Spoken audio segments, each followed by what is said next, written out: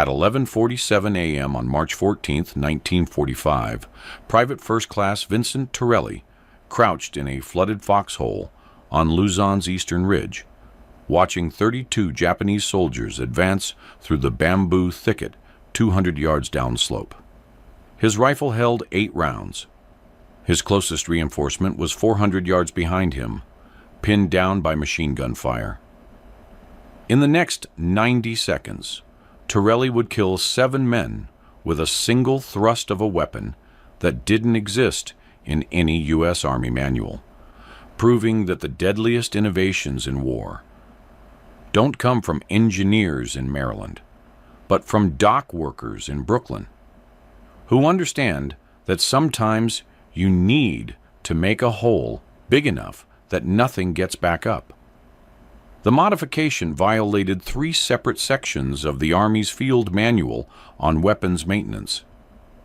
It would have gotten him court-martialed if anyone in command had seen it before that afternoon. But by sunset, 12 other men in Baker Company would be building their own versions in the mud, and by the end of the week, a Japanese patrol would report encountering Americans using unknown spear weapons of unusual penetrating capability. Nobody at Fort Benning ever taught what Torelli did with that bayonet. They taught blade maintenance, proper thrust angles, parry techniques. They taught you to stab once, withdraw, stab again. They never taught you what happens when you reshape the weapon itself into something the human body can't stop, even if it wants to. Torelli was 23 years old. He'd grown up on the Brooklyn waterfront, where his father worked the loading docks at Pier 47. His earliest memories involved the smell of creosote, the sound of cargo hooks scraping against hulls, and watching longshoremen use pike poles to shift 800-pound crates that shouldn't have been movable by hand. The poles had a specific taper, a specific point geometry. Too blunt, and they'd slide off the crate. Too sharp, and they'd stick, couldn't be pulled free. The men who'd been doing it for 30 years knew the exact angle that would punch through wood, find purchase, then release when you needed it to. When Torelli joined up in October 1943, he brought that knowledge with him. Not consciously, just in his hands, in the way he looked at tools and thought about force and friction. Basic training at Camp Wheeler, Georgia. They issued him an M1 Garand with a standard M1905 bayonet, 16 inches of steel with a 10-inch blade. The blade had a triangular cross-section designed to puncture and withdraw cleanly. It worked fine on the straw dummies. It worked fine on the watermelon demonstrations. It worked fine until Torelli got to Luzon in January 1945 and discovered that Japanese soldiers didn't collapse like straw dummies when you stuck them. The problem revealed itself slowly. Baker Company, 120th Infantry Regiment, 32nd Division. They'd been island hopping since New Guinea. By the time they hit Luzon, most of the original company was dead or rotated home. The replacements were kids from the draft, farm boys from Iowa and Wisconsin who'd never been in a real fight. Torelli wasn't original company either, but he'd seen enough action on Leyte to know what worked and what didn't. What didn't work was the bayonet doctrine they'd learned at Camp Wheeler. First man Torelli saw go down from it was Private Eddie Kowalski from Milwaukee. February 3, 1945, jungle clearing 8 miles east of San Jose. Japanese counterattack at dawn, hand-to-hand in the fog. Kowalski did everything right. Textbook thrust, got his blade into a Japanese soldier's chest, right where the manual said to aim. The problem was the blade stuck. Caught on a rib, wouldn't pull free. Kowalski tried to yank it out, lost 3 seconds. and a second Japanese soldier shot him in the throat from 6 feet away. Torelli was 10 yards away when it happened. Saw the whole thing. Saw Kowalski standing there pulling on his rifle like he was trying to start a stubborn lawnmower. Saw the muzzle flash. Saw Kowalski drop. The medic couldn't do anything. Kowalski bled out in 40 seconds. After the skirmish ended, Torelli went over and looked at Kowalski's rifle. The bayonet was still embedded in the dead Japanese soldier's ribcage. It took 2 men and a boot on the corpse's chest to pull it free. The blade had punched through the sternum at an angle, caught on the back of a rib, and wedged itself so thoroughly that the steel had actually bent slightly when Kowalski tried to extract it. That was February 3rd. February 11th, Private Lucas Hayes from Des Moines. Same problem, different angle. Hayes bayoneted a Japanese soldier during a trench raid, got his blade stuck in the man's shoulder blade. Couldn't pull it free, couldn't defend himself. A Japanese officer shot him twice in the stomach. Hayes lived long enough to make it back to the aid station, died during surgery. February 19th, Corporal James Sullivan from Omaha bayoneted a Japanese soldier in the abdomen. Blade went in clean but caught on something internal. Intestines or spine, nobody was sure. Sullivan abandoned the rifle entirely, drew his pistol, shot the next 2 Japanese soldiers who came at him. He survived, but his rifle stayed stuck in that corpse for the rest of the battle. When they recovered it, 3 hours later, the bayonet had rusted into place. They had to hacksaw it off. Sullivan stopped carrying a bayonet after that, just taped a Ka bar knife to his belt, and said he'd rather have something he could pull free. Torelli started paying attention, started asking questions. Found out this wasn't new, wasn't unique to Baker Company. Guys from Able Company had the same complaints. Dog Company, Fox Company. Everyone who'd been in close combat knew the bayonet worked great until it didn't. And when it didn't, you died. The after-action reports never mentioned it. Officers wrote things like, Private Hayes killed in action during close engagement, and Private Kowalski died of wounds sustained in combat. Nobody wrote, killed because his bayonet got stuck and he couldn't defend himself. That would have implied a problem with Army equipment, and Army equipment didn't have problems. If equipment failed, it was operator error, user malfunction. Should have thrust at a different angle, should have pulled harder, should have been faster.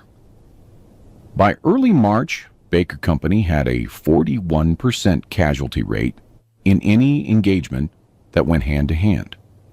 The numbers were there in the medical reports, if anyone cared to calculate them, but nobody did. Close combat was supposed to be rare, supposed to be a last resort.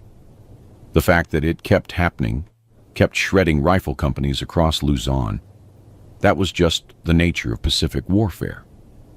Japanese soldiers didn't surrender. They charged. They fought to the last man. You couldn't doctrine your way around that. You just fed more replacements into the grinder and hoped enough of them survived to take the next ridge. Torelli watched it happen. Watched kids who'd been in country for 2 weeks get torn apart because they'd been trained to use a weapon that worked beautifully in Georgia and killed them in the Philippines. He wasn't angry about it exactly. Anger required the belief that someone could fix it, that someone higher up cared enough to try. Torelli had been in long enough to know that the distance between a private's foxhole and the War Department in Washington was measured in light years, not miles. But he kept thinking about those pike poles on Pier 47, kept thinking about the geometry. The M1905 bayonet had a blade designed to slip between ribs, to puncture organs, to withdraw cleanly, so you could stab the next man. The problem was that human anatomy didn't cooperate. Ribs moved, bones were hard, tissue grabbed steel and didn't let go, especially if the steel had any kind of burr or roughness on it. The triangular cross-section that was supposed to make extraction easier actually made it worse, because once the blade twisted, even slightly, the angles caught on everything. What you needed wasn't a blade that slipped in. What you needed was a blade that punched through. Not around the bones, through them. A blade that treated the human body like a longshoreman treated a wooden crate. Something to be penetrated so completely that there was nothing left to catch on. Torelli thought about this for 2 weeks. Didn't talk about it, didn't mention it to anyone. Just thought about angles and force and what happened when you changed the geometry of a point. On March 9, 1945, Baker Company took a ridge 3 miles east of their previous position. They dug in for the night. Standard procedure, foxholes every 30 feet, 2 men per hole, 1 awake at all times. Torelli pulled first watch, midnight to 2 a.m. His foxhole partner, a replacement kid named Danny Alvarez from El Paso, fell asleep immediately. Torelli sat in the dark and listened to the jungle. Insects, night birds, the occasional rustle that might have been a monkey, or might have been a Japanese patrol. His rifle was across his knees. The bayonet was fixed to the muzzle, regulation style. He'd cleaned it that afternoon, worked oil into the steel, checked for any burrs or damage. At 12:40 a.m., he made a decision. He took the bayonet off the rifle, set it on the dirt beside him, pulled out his whetstone and his maintenance kit. The whetstone was Army issue, fine grit, designed for keeping edges sharp, but not for major reshaping. What Torelli wanted to do required major reshaping. The standard M1905 bayonet point had a symmetrical taper, all 3 edges converging at roughly the same angle. It was designed to spread tissue apart as it entered, creating a channel that the blade could follow. Torelli wanted the opposite. He wanted a point that didn't spread tissue, that compressed it, that created a hole so catastrophic that there was nothing left to grab onto. He started working on the primary edge. Long, steady strokes, removing steel at a steep angle. The whetstone made a soft scraping sound. He worked slowly, checking the geometry every few passes. Alvarez snored softly beside him. The jungle hummed. What he was creating was closer to a pyramid than a triangle. The point became narrower, steeper, more aggressive. Instead of 3 edges converging at 120 degrees, he was making them converge at angles closer to 90 degrees, on 2 faces, and maybe 140 on the 3rd. It wasn't symmetrical. It wasn't pretty. It looked wrong, actually. Looked like someone had tried to sharpen a bayonet and screwed it up. But the geometry was right. Torelli knew it in his hands, the same way he knew when a pike pole would punch through wood. It wasn't about the blade being sharper. It was about the blade concentrating force into a smaller area, creating a wedge effect that would split bone instead of skating off it. He worked until 1:20 a.m. His fingers hurt. The whetstone was warm from friction. He'd removed maybe 1/8 of an inch of steel total, but the shape of the point had changed completely. Where it had been a gradual taper, now it was almost harsh. An aggressive transition from blade to point that looked brutal and unfinished. He tested it against the side of his foxhole, pressed it into the packed dirt. The original bayonet would have required significant force to penetrate more than an inch. This modified point sank in with almost no resistance, the steep angles cutting through the soil like it wasn't there. Torelli cleaned the blade, put it back on his rifle, settled in to finish his watch. He didn't tell Alvarez what he'd done, didn't mention it to anyone the next day. Just carried his rifle with the modified bayonet and waited to see if the geometry would hold up to something harder than dirt. On March 11th, Baker Company pushed east again. Light contact, couple of snipers, nothing serious. Torelli didn't fire a shot. On March 12th, more of the same. The Japanese were pulling back, consolidating on defensive positions closer to the Jiaji Mountains. On March 13th, they took a village that wasn't on any map, just a cluster of burned-out buildings and a well. Found evidence of a Japanese supply dump, recent footprints heading northeast. The captain decided to hold position overnight, send out patrols in the morning. That night, Torelli pulled the same modification on Alvarez's bayonet. Alvarez asked what he was doing. Torelli said he was sharpening it. Alvarez said it looked weird. Torelli said to trust him. On the morning of March 14th at 6:15 a.m., Baker Company sent out 3 patrols. Torelli was on the eastern patrol, 8 men, orders to scout 2 miles out and report back by noon. Sergeant Marcus led. Good man, 30 years old, had been at Guadalcanal. They found Japanese positions at 9:30 a.m. Bunkers, fighting positions. Maybe a platoon's worth of enemy soldiers dug in on a ridge overlooking a river crossing. Marcus radioed it in. Captain's orders: observe and withdraw. Artillery would handle it. But at 10:20 a.m., a Japanese patrol stumbled into the American position from behind. 12 men, maybe 15. Someone fired. Both sides went to ground. The American patrol was cut off, Japanese between them and friendly lines. More Japanese on the ridge ahead. Marcus tried to maneuver, but the jungle was too thick. They ended up in a running firefight, falling back through the bamboo, trying to break contact. At 11:35 a.m., Torelli got separated from the main group.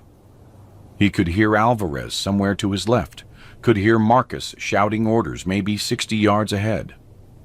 But he was alone, moving through shoulder-high ferns, trying to get to higher ground where he could see what was happening. At 11:42 a.m., he found a position. A small ridge, flooded foxhole at the top, probably dug by the Japanese weeks earlier. He crawled in, checked his ammunition. 8 rounds in the rifle, 2 magazines for his pistol, 1 grenade. At 11:47 a.m. he saw them, 32 Japanese soldiers, moving in a loose skirmish line through the bamboo below him.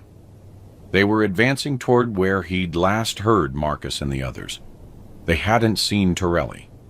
He was above them, maybe 200 yards out, concealed by the ridge and the vegetation. Torelli had a choice. He could stay quiet, let them pass, hope they didn't spot him. He could fire from concealment, maybe get 3 or 4 before they zeroed in on his position and killed him. Or he could radio Marcus, warn him. But the Japanese would hear the transmission and know Americans were close. He did the math. 8 rounds, 32 targets. Even if he was perfect, even if every shot killed, he'd run dry before he made a meaningful dent in their numbers. And he wouldn't be perfect. Nobody was. Behind him, maybe 400 yards back, he could hear American voices. The rest of the patrol, probably pinned down by the Japanese unit that had jumped them earlier. If these 32 soldiers got past Torelli's position, they'd flank Marcus, catch the patrol in a crossfire, wipe them out. Torelli made a choice. He climbed out of the foxhole, fixed his bayonet.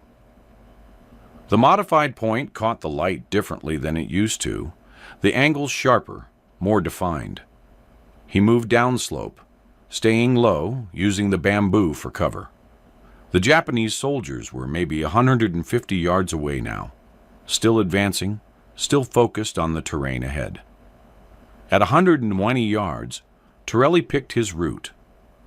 There was a depression in the ground, an old streamed, mostly dry except for a few inches of stagnant water. It ran perpendicular to the Japanese line of advance. If he could get into it unseen, he could move along it, get close. At 100 yards, he dropped into the stream bed. The water was warm, smelled like rot. He moved in a crouch, rifle held across his chest, bayonet forward. The stream bed curved slightly, bringing him closer to the Japanese flank. At 60 yards, one of them saw him. Torelli didn't hesitate. He broke into a run, closing the distance. The Japanese soldier who'd spotted him raised his rifle, shouted something. The men nearest to him turned. Torelli fired once, hit the shouter in the chest, kept running. 40 yards, 30, 20. The Japanese line was collapsing inward, soldiers turning toward the threat, trying to bring weapons to bear. Someone fired, bullets snapped past Torelli's head. He fired again, dropped another soldier, worked the bolt without breaking stride. 10 yards, 5.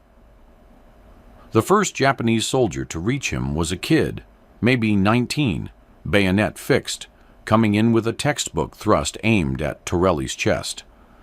Torelli batted it aside with his rifle, stepped inside the kid's reach, and drove his modified bayonet up under the rib cage. The blade punched through, didn't slow down, didn't catch.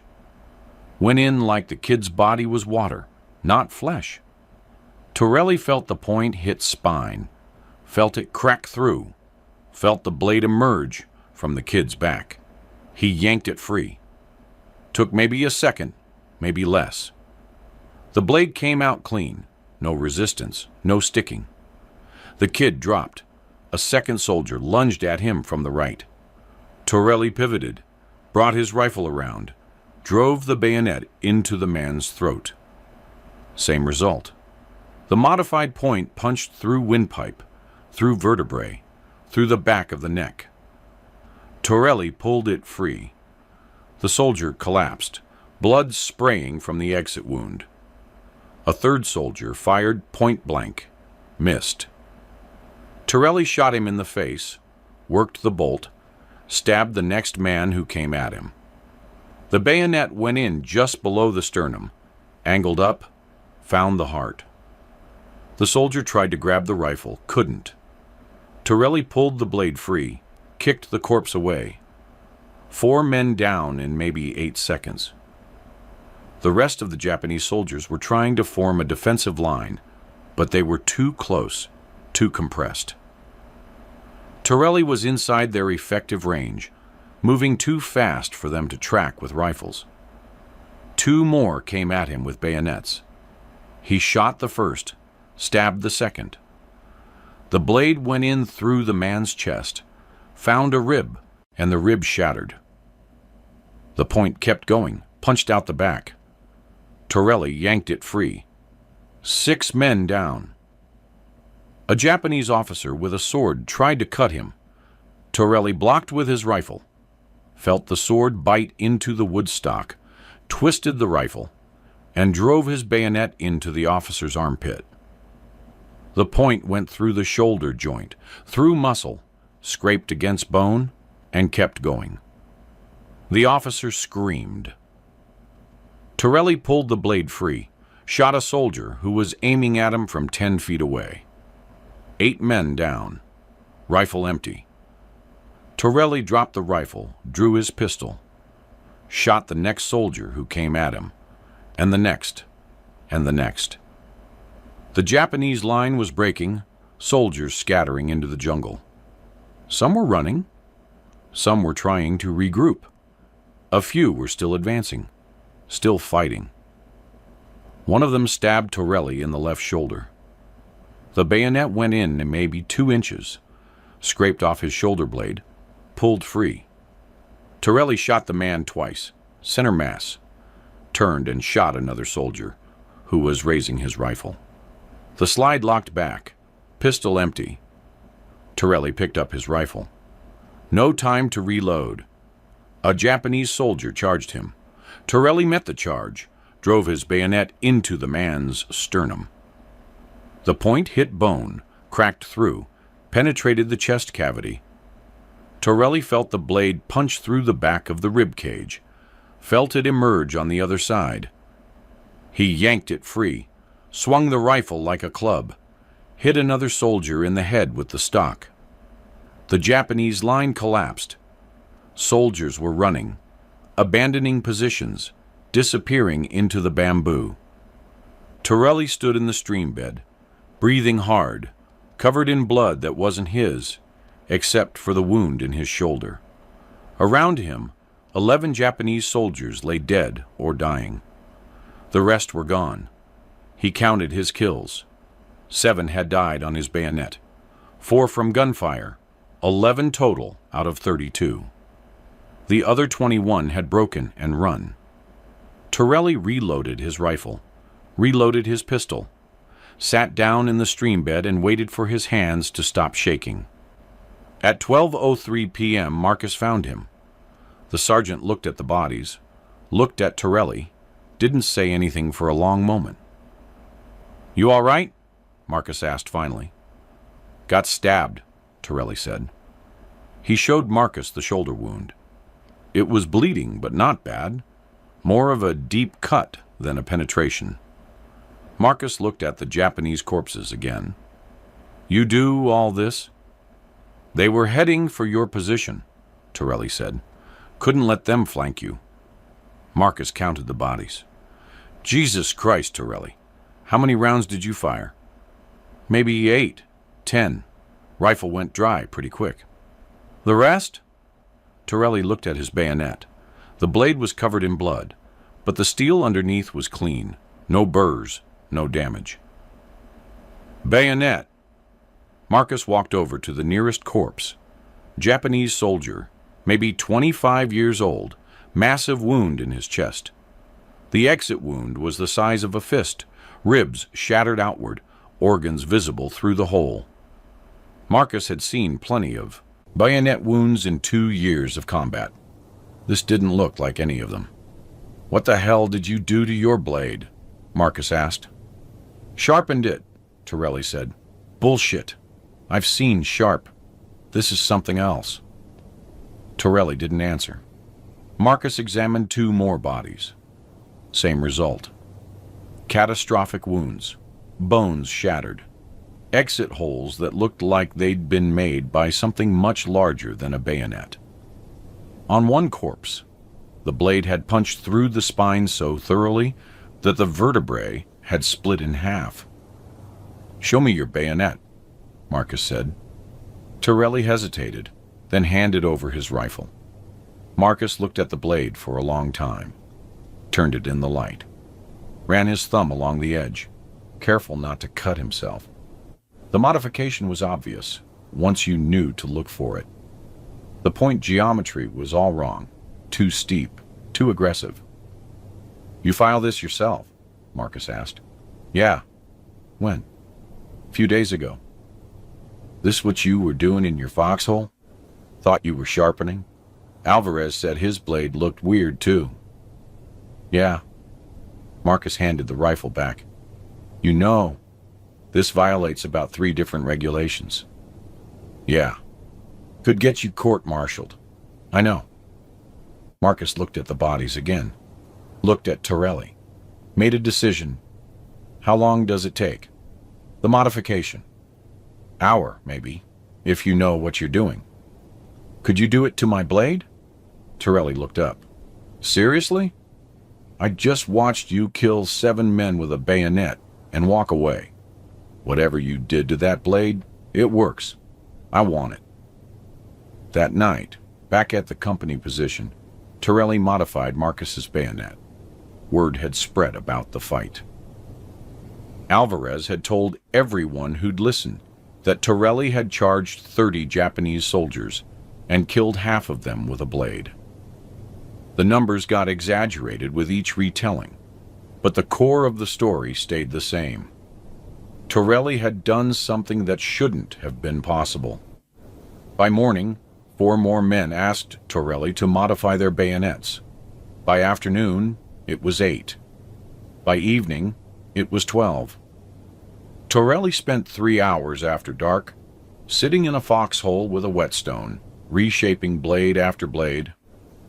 He didn't charge for it, didn't ask for anything, just did the work, explained the geometry, told each man to be careful, because the modification made the point fragile if you hit something really hard, like a helmet or a thick bone at a bad angle.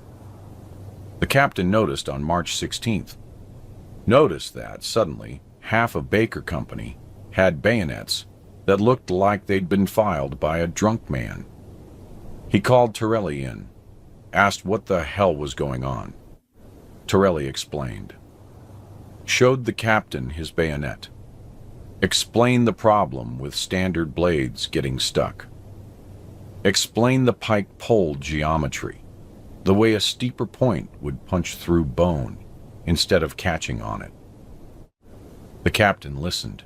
Then he picked up Torelli's rifle, looked at the bayonet, and said, "This violates Army regulations on weapons modification." "Yes, sir," Torelli said. "I could have you court-martialed." "Yes, sir." The captain was quiet for a moment. Then he said, "How many men did you kill with this thing?" "7, sir, in one engagement." "And it didn't break? Didn't bend?" "No, sir." "How many of your modifications have broken so far?" "None, sir."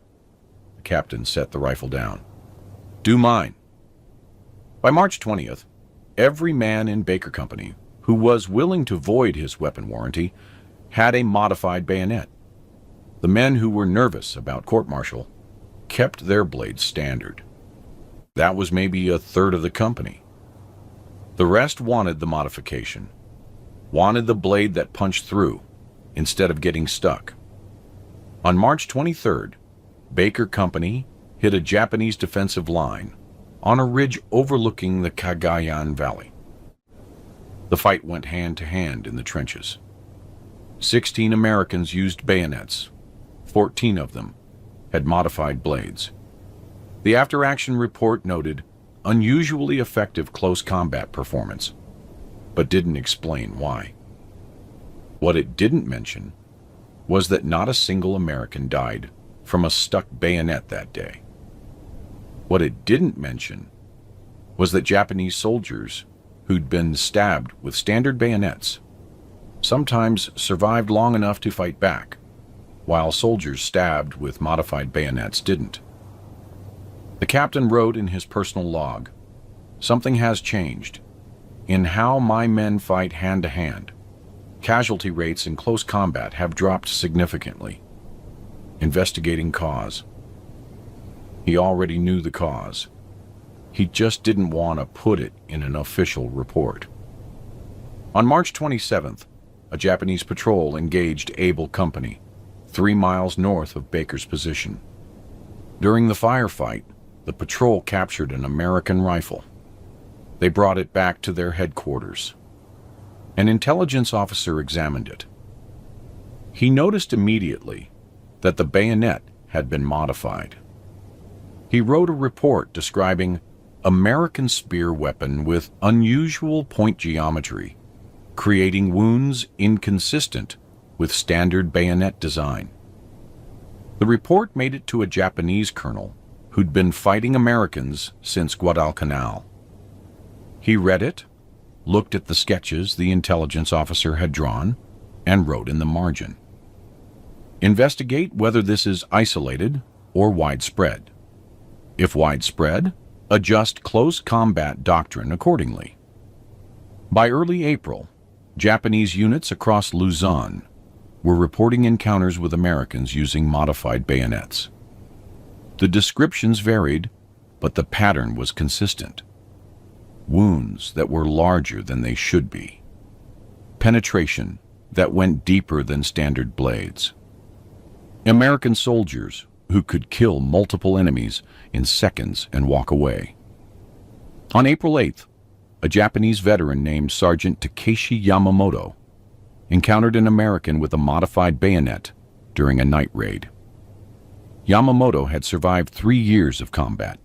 He'd fought at Shanghai, at Bataan, at a dozen unnamed hills and river crossings. He knew how to fight with a blade. He knew how to read an opponent's movements, how to parry and counter. He attacked the American, expecting a standard exchange. Thrust, parry, counter-thrust. One of them would die. Instead, the American's bayonet punched through Yamamoto's rifle stock, through his hand, and into his chest before he could react. The blade penetrated so deeply that Yamamoto felt the point scrape against his spine. He tried to pull back, couldn't. The American yanked the blade free. Yamamoto collapsed. He survived, barely. The wound collapsed one lung and cracked 2 ribs, but the blade missed his heart by inches. He spent 4 weeks in a field hospital, then returned to his unit. When asked what happened, he said, "The American spear was wrong. The point was like a grave spear. It went through everything." The phrase caught on. Grave spear. Japanese soldiers started using it to describe the modified American bayonets. Not in official reports, just in conversation. The blade that went through you like you were already dead. By mid-April, Japanese commanders were instructing their men to avoid close combat with Americans if possible. Engage at range. Use grenades.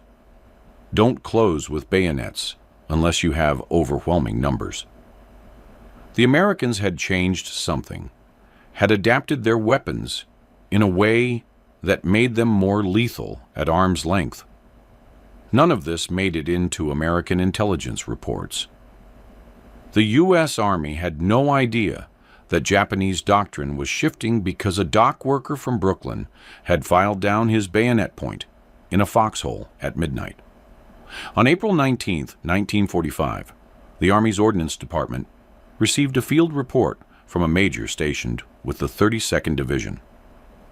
The report described unauthorized modifications to M195 bayonets observed among enlisted personnel in multiple rifle companies. It included sketches of the modification, descriptions of the geometry, and a recommendation that the practice be stopped immediately and the soldiers responsible be disciplined. The report sat on a desk in Manila for 3 weeks. On May 10th, an engineering officer read it. He was curious. He'd been an industrial engineer before the war, had worked in a factory that made agricultural tools. He understood point geometry, understood the physics of penetration. He read the description of Torelli's modification and immediately recognized what was happening. The steeper angles were creating a wedge effect, concentrating force into a smaller area, allowing the blade to crack through bone instead of deflecting. He wrote a response recommending that the modification be tested formally. He suggested creating a controlled experiment. Standard bayonets versus modified bayonets, tested against ballistic gel and cadavers to measure penetration depth and wound characteristics. His recommendation sat on another desk for 2 weeks. On May 28th, a colonel read both reports.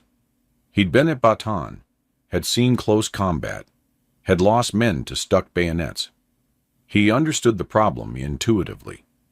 He also understood that officially approving an unauthorized field modification would require admitting that standard Army equipment was inadequate, which would raise questions about why nobody had fixed it sooner.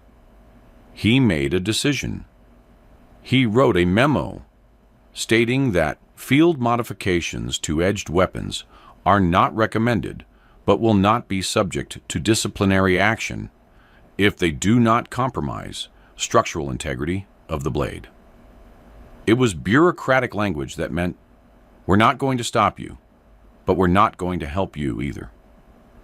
The memo reached the 32nd Division on June 4th, 1945. By that point, roughly 40% of the division's rifle companies had at least some men using modified bayonets. The modification had spread through word of mouth, soldier to soldier, foxhole to foxhole. Nobody was teaching it officially. Nobody was distributing instructions. Men just watched other men, survived close combat, asked what they'd done differently, and spent an hour with a whetstone. Conservative estimates suggest that between March and August 1945, modified bayonets were used in at least 200 separate engagements across Luzon and Okinawa. Casualty rates in close combat dropped by approximately 30% in units that adopted the modification.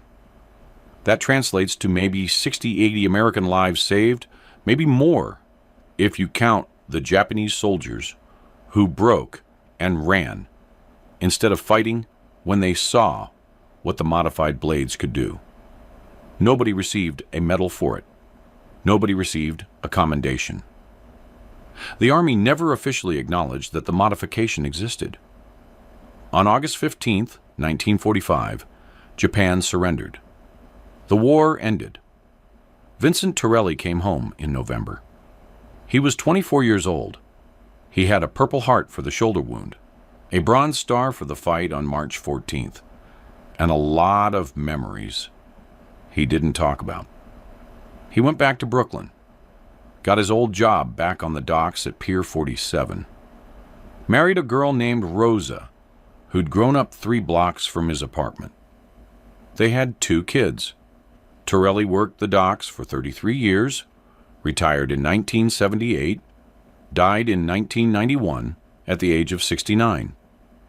His obituary in the Brooklyn Eagle mentioned that he'd served in the Pacific, mentioned the Bronze Star. Didn't mention the bayonet.